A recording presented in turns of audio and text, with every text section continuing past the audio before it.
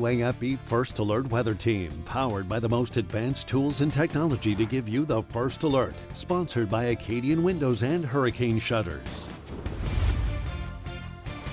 Good morning to you and Happy New Year from the WAFB First Alert Weather Center. You are looking live at the first sunrise of the new year, and it's going to be a beautiful one. That's Grand Isle, sponsored by Gulf Coast Sports and Entertainment Network. And yeah, it's going to be a very nice day. We'll start with sunshine, get a couple clouds later in the day. 62 degrees the high yesterday. That's how we closed out the year, and that was right on the money with where we typically are as far as our average high temperature. Now, that's temperature. What about rainfall? We closed out the month of December actually ahead of the ball game, getting almost 6.5 inches of rain. You'll recall almost all of that came during that one day, that first week of December, where we had that absolute deluge of rain. But I would call it pretty good year as far as 2025 and rainfall at BTR, ending the year right at about 60 inches of rain. We usually average between 61 and 62, so it was what I would call a near average. We were about an inch or two below that. We had a really cool shot, a really cool look at the moon. Now the moon has set, so if you go outside now, you can't see it, but we're going to have a couple of cracks at it.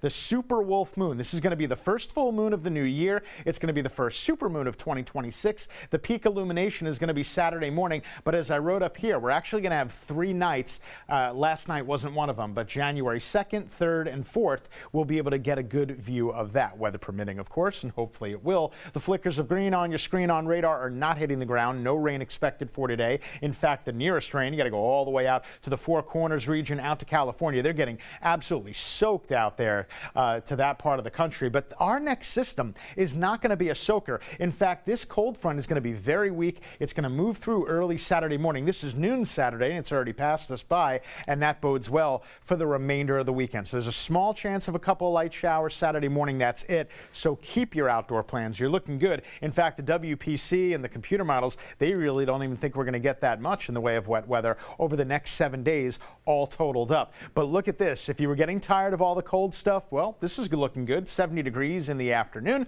Will become partly cloudy later on the day, and we're going to talk more about those upcoming rain chances. But first, let's get another check up on the roads.